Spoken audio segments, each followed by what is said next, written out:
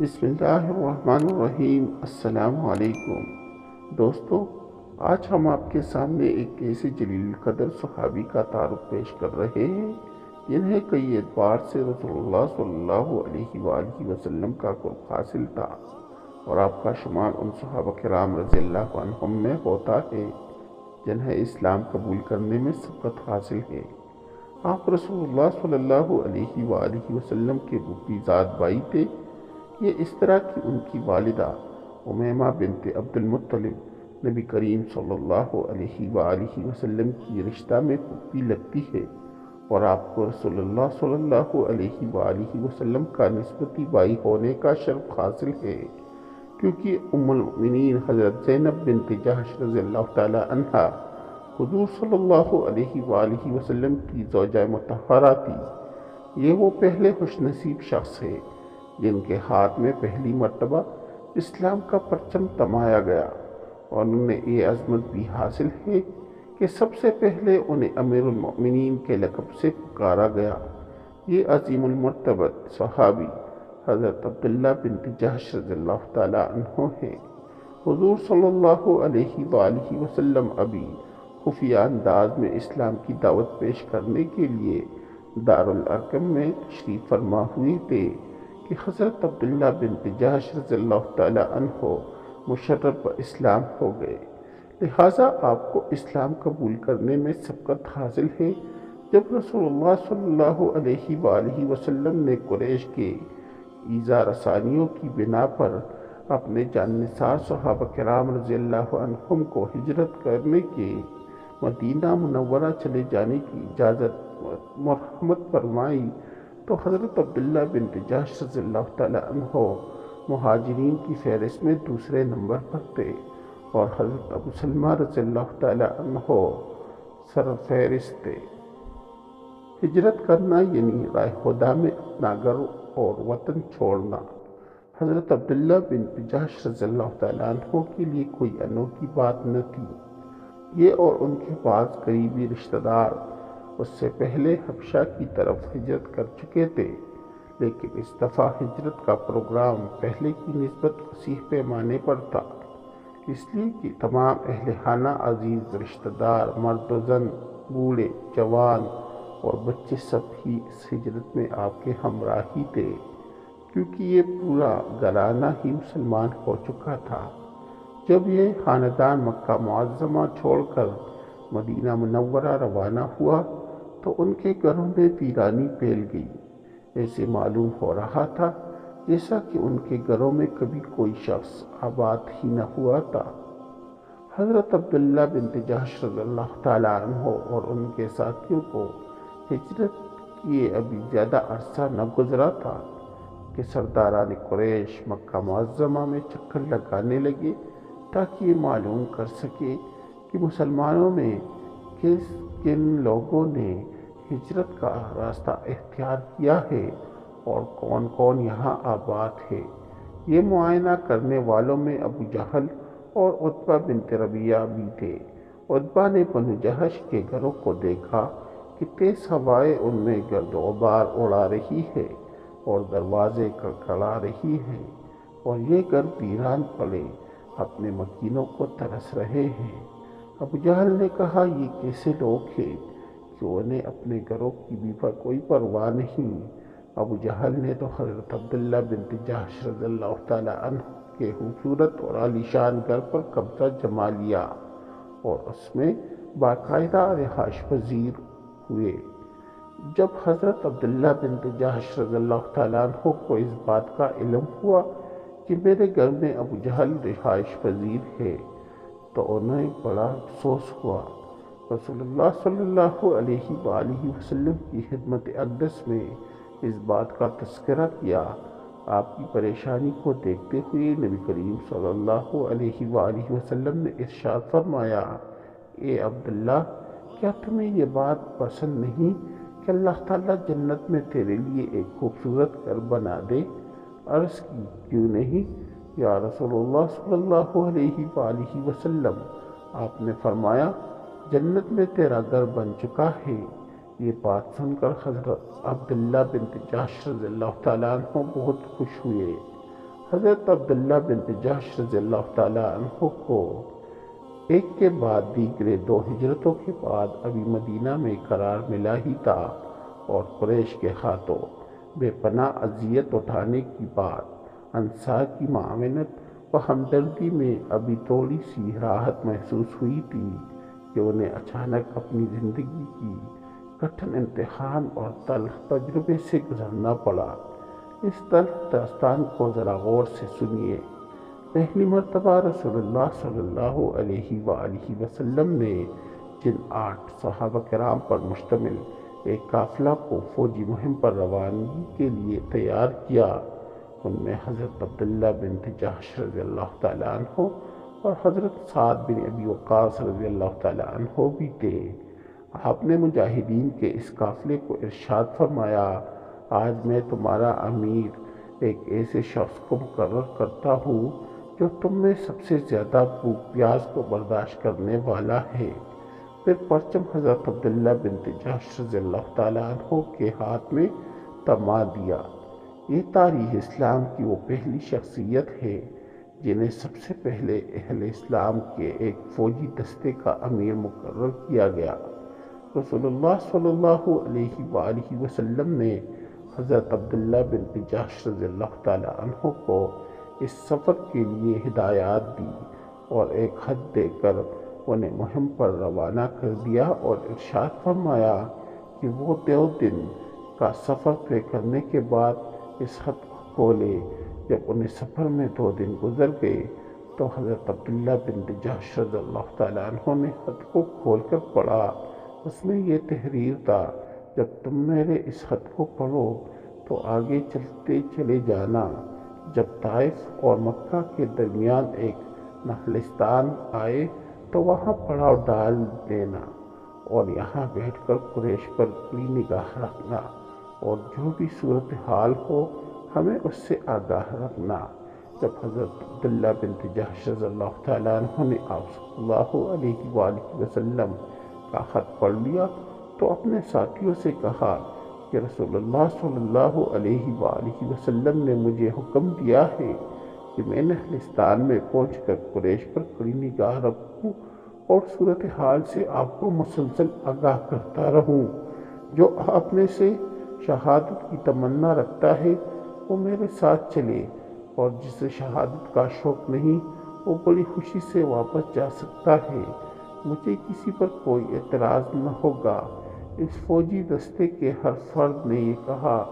کہ ہم نے آپ کے ساتھ وہیں جائیں گے جہاں آپ کو جانے کا حکم دیا گیا ہے۔ سب مجاہد ایک ساتھ آگے بڑھے، یہاں تک کہ نخلستان تک پہنچ گئے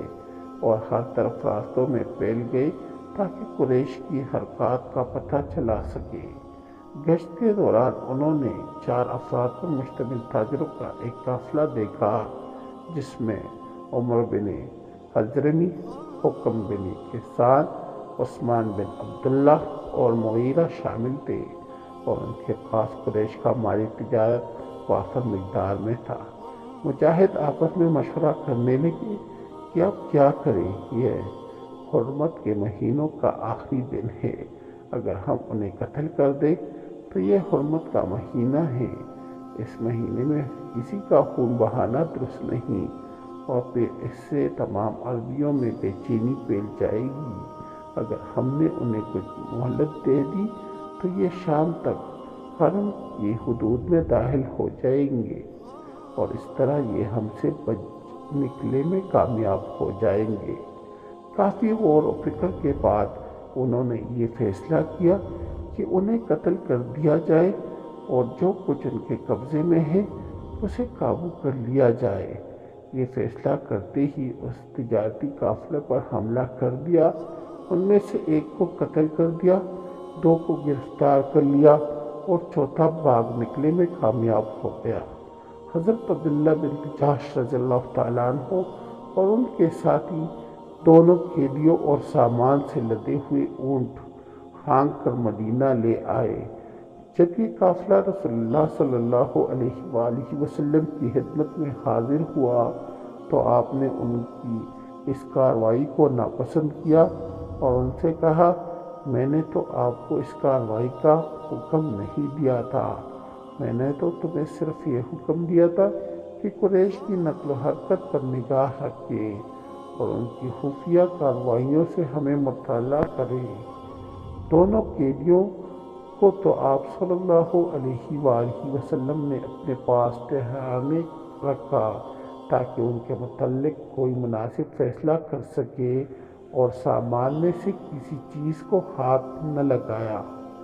رسول اللہ صلی اللہ علیہ وآلہ وسلم نے کے تیور دیکھ کر حضرت عبداللہ بنت جحش رضی اللہ تعالیٰ عنہ اور ان کے ساتھی حواس باختہ ہو گئے اور انہیں اس بات کا شدت سے احساس ہوا کہ ہم تو آپ صلی اللہ علیہ وآلہ وسلم کی حکم عدولی کر کے ہلاک ہو گئے، اور مزید تکلیف و صورتحال یہ پیدا ہوئی کہ تمام صحابہ کرام رضی اللہ عنہم نے ان سے بائیکاٹ کر دیا۔ جو بھی سامنے آتا منہ پھیر کر گزر جاتا، سب کی زبان پر یہی کلمہ تھا، یہ وہ اشخاص ہیں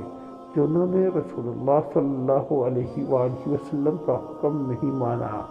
اس وقت تو ان کی پریشانی کی کوئی انتہا نہ رہی جب انہیں یہ معلوم ہوا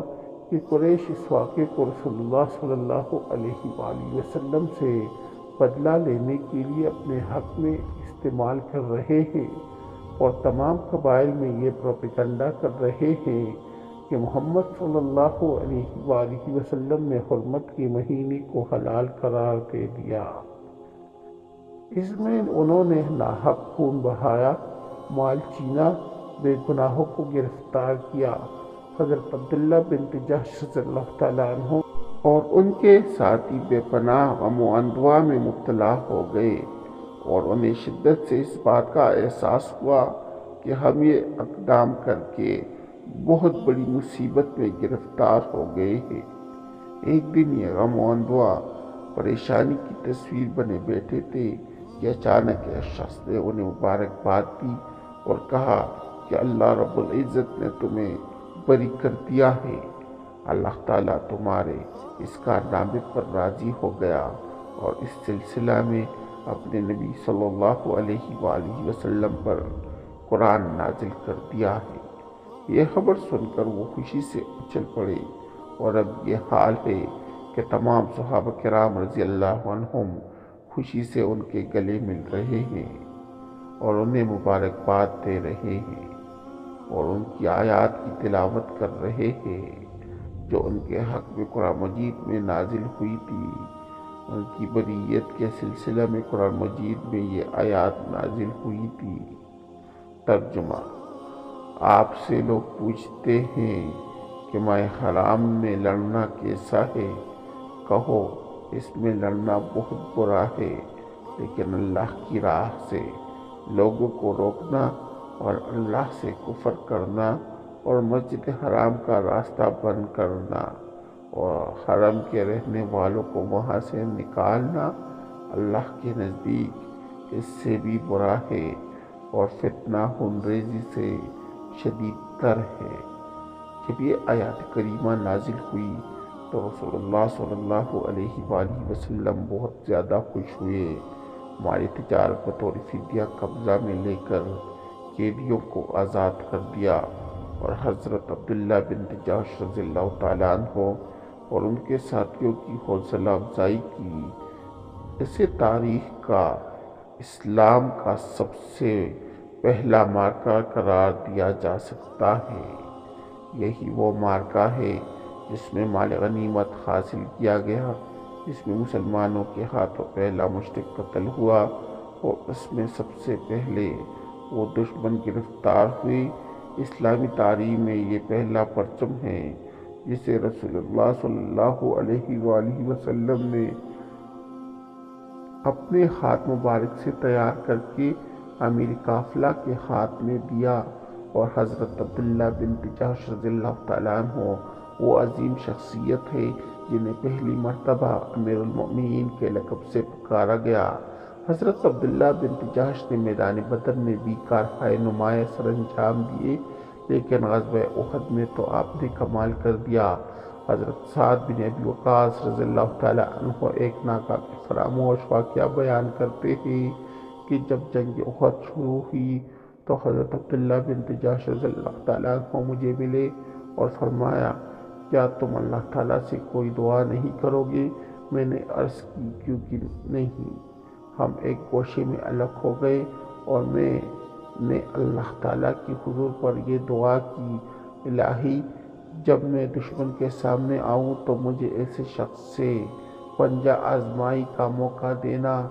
جو بڑا ہی بہادر اور جنگجو ہو اور انتہائی غسیل ہو۔ میں اس سے لڑوں اور وہ مجھ سے لڑے، پھر مجھ سے اس پر غلبہ عطا کرنا یہاں تک کہ میں اسے قتل کر دوں اور اس کے سارے مال پر قبضہ کر لوں۔ حضرت عبداللہ بن جحش رضی اللہ تعالیٰ عنہ نے میری دعا پر آمین کہی۔ پھر اللہ تعالیٰ کے حضور خود یہ دعا مانگنے لگے، یا الہی مجھے ایسے شخص سے مقابلہ کی توفیق عطا فرما جو انتہائی غسیل، بہادر، تجربہ کار اور جنگجو ہو۔ فقط تیری رضا کے لیے میں اس سے لڑوں، پھر وہ مجھے قابو کرنے میں کامیاب ہو جائے اور میری ناک اور کان کاٹ ڈالے۔ جب میں اسی حالت میں قیامت کے دن تیرے حضور پیش ہوں تو آپ کا مجھ سے یہ سوال ہو، عبداللہ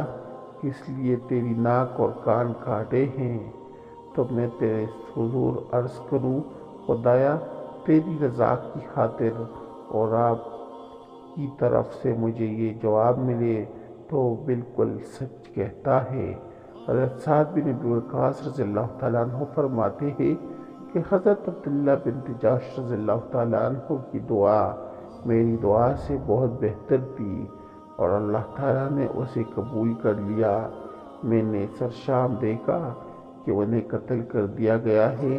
اور دشمنوں نے ان کی ناک اور کان کاٹ کر کے ایک درخت کے ساتھ لٹکائے ہوئے ہیں۔ اللہ تعالیٰ نے حضرت عبداللہ بن جحش رضی اللہ تعالیٰ عنہ نے کی دعا قبول کر لی اور انہیں شہادت کا شرف عطا کیا، جیسا کہ ان کے ماموں سید شہداء حضرت امیر حمزہ رضی اللہ تعالیٰ عنہ کو شہادت کا اعزاز بخشا گیا۔ رسول اللہ صلی اللہ علیہ وآلہ وسلم نے ماموں اور بھانجے کو ایک ہی قبر میں دفن کیا اور آپ کے پاکیزہ آنسو ان کی قبر کو سیراب کر رہے تھے اور بینی بینی خوشبو پھیل رہی تھی۔ اللہ تعالیٰ کی ان پر ہزار ہائے رحمت ہو، آمین یا رب العالمین۔